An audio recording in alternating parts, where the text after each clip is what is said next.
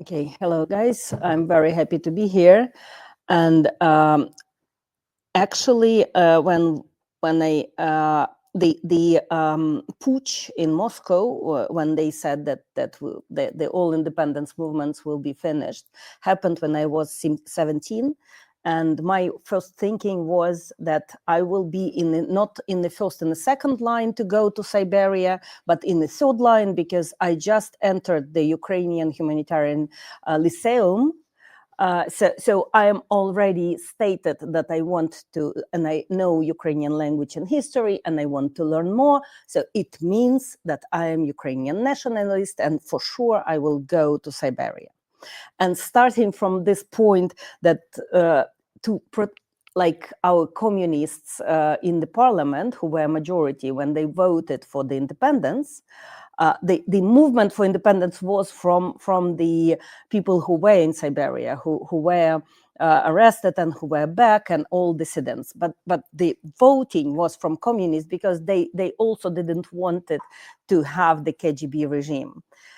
And in this hybrid independence, because we got it, but in the same time, it sounded as it was without blood, without it was peaceful independence. But in the same time, when we decided in early 90s that we are okay, this fight is already won. We already have independence, and now our business as a social activists, and of course, there were a lot of protest demonstrations and all of this for independence. But the point is that in 90s, we as a young left activists decided that independence is already in place.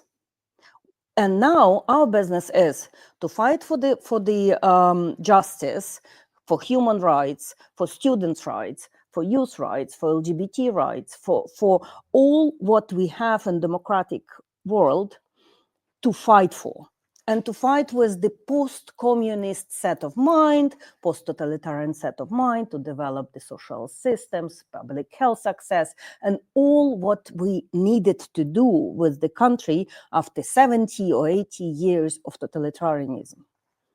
In the same moment, and it was just recently when my friends who went to army, they asked me, why in this 90s you knew everything about the fight for independence, but we never talked about it. We never fought for this. And only very right nationalists were still fighting and speaking about independence. And sometimes they were so radical and so provocative just for Russian media and international media to show that Ukraine is full of crazy nationalists with swastika. And that was the situation in the 90s when the Russia started hybrid war. Against Ukraine. Against us. And what they were doing, and there were several, maybe you will feel similar, there were several absolutely planned actions. We didn't recognize as a planned actions, because it's usually hidden under the business interests, freedom of media, or some media business interests, and actually just the cultural development. So some hidden, I will start with the hidden stories, and then with very open stories and open propaganda issues. Hidden story were about the possibility of career for Ukrainian singers and cultural actors in Moscow, because we're all bilingual. And if you are singing, and then there were show on the TV where like talent shows where you could sing either Ukrainian or English or Russian, and there will be Russian producers in the show who will help you with the broader career, because the Russian-speaking career, and they were selling the show. It's a bigger market. They were selling the show to Kazakhstan, to Georgia, to Belarus, and this show were bilingual, some part of Ukrainian, just to show that we have something, but most of it was in Russian. And in the same time, there was the fight for Ukrainian language in the country, and there were a lot of language fights. But in the media, it was seen as a business. Why not? That's career. And we never understood that all our musicians who grow up in 90s, rock musicians, pop musicians, were absolutely talented. They were under immense pressure from the producers that they need to sing something together with the Russian artists in their stage, internationally, in some festivals like Slaviansky Bazaar in Vitebsk, whatever. So that was, it's still hidden. School, not very hidden. There were protests against Tabachnik as a minister of the education, but they were not changing the school curriculum, specifically history. Like, if you are changing it, you need to agree between historian about Volynska tragedia, Volyn actions, and our relations with the Polish nationalists and Polish state between the First and Second World War, and that's a big, huge issue. And now it's highlighted in the Polish politics and by the Polish president, and it's not solved yet. It's under the discussion among historians, but politically, it could be used against everybody, against us in Poland and against Polish in our language. You need to bring this, to solve this relations between the Ukrainian UPA, Ukrainian army who were fighting against communists and Soviet army and against German army for independence of Ukraine. And they were fighting like like here it was till 1954. Yeah. Yes, it was the same in Ukraine till 1952, 54, and they were hiding. So you need to solve it and to deal with this with the public opinion, but nobody wanted to do this. And in this way, when Tabachnik said we will not change the curriculum of history and it will be almost the same as it was in Soviet time, there were just a couple of hundreds of cultural actors and activists who were saying it's not right. We need to change it. We could not keep it from the Soviet times. The same was like that was some keeping something from the past, remembering something from the past. That was the dangerous stuff. But to move forward, you need to invest in the public discussion, and nobody wanted to start it, especially in Yanukovych time. Nobody wanted to really solve these hard questions to some consensus. Important story about the solving the consensus was Crimea. And recently we spoke with the Crimea Tatar activists, and that's the biggest pain from us as Ukrainian activists and they as a Crimea Tatar activists, that we left them alone with the very Russian, not very Soviet, very Russian population there in Crimea, media, power, population, politicians who were actually throwing them out of their own land again. They are back from deportation in early 90s, but they were not let inside the villages, and they were forced to build informally and officially and illegally on some fields in Crimea, and they were building their buildings, and Russian fascists in Crimea, or this Kozachki, who then took part in the occupation of Crimea and Luhansk, they were beating this Crimea Tatar, and that there were real fights with the real victims. And in this time, Ukrainian power never said something about the Crimea Tatar and never supported Crimea Tatar, never developed the cultural resources for Crimea Tatar, any centers, any learning languages, anything was what like at least some drop of support would help a lot. But it didn't happen. It didn't happen from 90s till 2014. And my vision is that was absolutely purposely done. Mhm. So to keep all the curriculum, to keep all the teachers, to not to change the public language, to not to change to Ukrainian what could be changed. That's something purposely done to have population as it is. Mhm. Somehow post-Soviet, somehow we don't know who we are. Somehow we are not sure that we are Ukrainian. And then there were some actions against any protests. But despite all of this, we still were going to the protests from 90. And the funny stuff is that that's the really skill to protest, skill to do Maidan. And those who were there as a students Maidan in 1990, between 1990 and 2004, there were several protests. But then in 2004, it was immediately, like one day we are gathering in the square and we feel that we are not agree with the decision not to be, with decision what was made with elections. And then in the next day, everybody know what to bring to Maidan. And that's November, very cold, but everybody know, and they have tents, they have all equipments, they have everything, and they know, and they have skills to self-organize there. And where does that come from? First, they tried in 1990. Mhm. Then in 2004, it's a bit more than 10 years. It's the same people. Okay. And they know what to do. And then in 10 years, in 2013, absolutely the same people were leaders of the self-organized groups and hundreds like Sotny and TV there and broadcasting from there.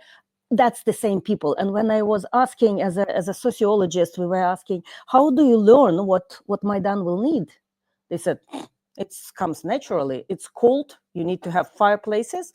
And you people are coming from different regions. You need to have tents, like food, and everybody who were supporting Maidan, like it come to me immediately in the next day when Maidan started. Okay, sleeping bags, warm clothes, wood for the fireplace. It's just like goes without saying. And everybody know where to go, where to bring. The only what was addition to this techniques, and that's awful. But that's what we now doing during this war as volunteers. That's all medical equipments and surgery equipments to help protesters because the ambulances were unsafe. So we needed to have the medical points and all the surgery was done to the victims of the police in place in Maidan. So pharmacy was the additional point in 2013. And in the same time, I need to say that what I see as a techniques during all these protests, how they did actions against us. First, they had corrupted judges, which I hope it's not a case in Lithuania, but that's very important part about the order. Like we still do not have reformed judge system and court system in Ukraine. And they are making order. Okay, everybody who went to Yanukovych Palace, all more than 2,000 cars, there were cameras, and all of them will be how to say, there will be decision, and it's not only fine. The hardest decision about the driving accidents is taking your driving license from you. Mm-hmm. So all of them, all the data were published. If you will find my surname, it's there. All of data were published. All the courts were gone without the actors, and we all were ordered to take the driving license off.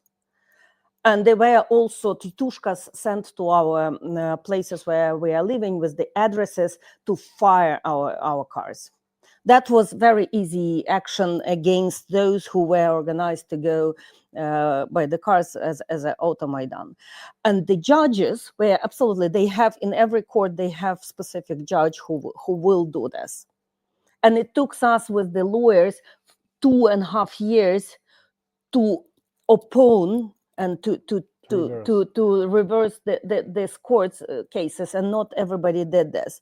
one stuff which I already saw here were used when we are standing on Maidan and all the city working as usual, even the downstairs underground village in Maidan with all the shops, it's working as usual. We are standing there absolutely peacefully, normally. And what they're doing, some babushkas or some, I don't know how they choose the agent, but that's simple people. They were going around the city in the trolleybus and buses, and they start speaking.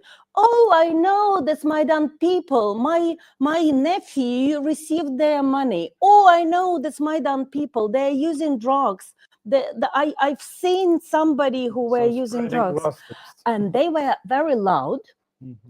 And even in Kiev, which is a very big city, and not everybody using the public transport, this was the very clear message. And then everybody who was sitting around this babushka in the bus start doing this.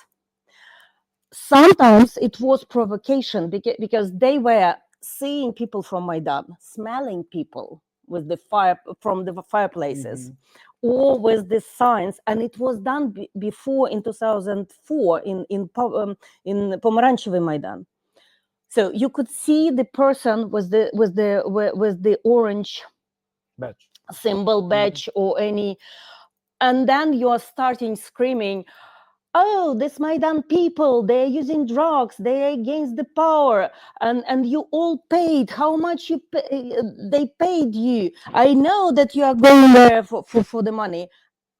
You are starting opposing, and then it's fight. And then it's becoming really unsafe for you. And that's creating the image of everybody against the peaceful people, and that's the aggression and everything. And you see it's being, and you said you noticed it's being done here. What do you notice? That's about the Russian-speaking groups of teenagers who already fight it with the volunteers near, this Vilnius Varai. Yes. Place near Tsup, and I already seen several conflicts, and Russian-speaking guys were jumping on Ukrainians who were going from this volunteer place, or on Lithuanian and Ukrainian, and they were saying go out, and I already hear from Ukrainians that there are a lot of hate speech specifically in the public transport when people are in close position, and some Russian speaking or Lithuanian speaking people were saying it's too many Russian language, it's too many Ukrainian, why you are speaking not our language, why you are here, you need to go out, like we are not here to protect you. And as people becoming more afraid of the invasion, that's why they will try to affect, and we all could explain it. But again, remembering this anti-Maidan spreading of this babushka's word, I don't believe that it could, like, this technology could not be used here. It's very easy, and you could never catch who is like that. That's one of the not very. The same with the drug-phobic, narcophobic language. The same about human rights. It's all good. So the same with the Soros as an evil. The same with the civil society as an evil. It's very easy to break solidarity between people with some smaller issues, and then to start this hate campaign. We are hating you because you're supporting gay, or we are hating you because you brought here Ukrainians, and that's why we will be invaded by Russia, because you brought here Ukrainians. And that's very easy to break. I'm just fantasizing now, and I don't want this to develop, but that's how they are playing. And this was the biggest lie about Russian-speaking and Ukrainian-speaking fight in Ukraine. This was done like this, because we are all bilingual in Ukraine, and we are choosing from 90s. A lot of people start choosing Ukrainian. My family was originally Russian speaking, but with the studying, I start using Ukrainian, and my daughter is completely Ukrainian speaking now. She needed to learn Russian specifically to understand it. And that was the slow process of learning. But in one moment, in the election campaign of Yushchenko, against Yushchenko, there was the Russian technology, and we know the author, he's dead already, from Russian polittechnologist, who invaded and drawing this map, where are some Western parts of Ukraine were shown as and this map was developed for those who are living now in occupied territory, in Russian speaking. And that was their picture from their mind, that they are Soviet and they trust more those who are like them, and they could never be in the western part of Ukraine. And they afraid of this Banderovцы. Mm-hmm. And then this division of the western part as Banderovцы, eastern part as pro-Russian, and then in the middle you could mix, or you don't know whom you will meet.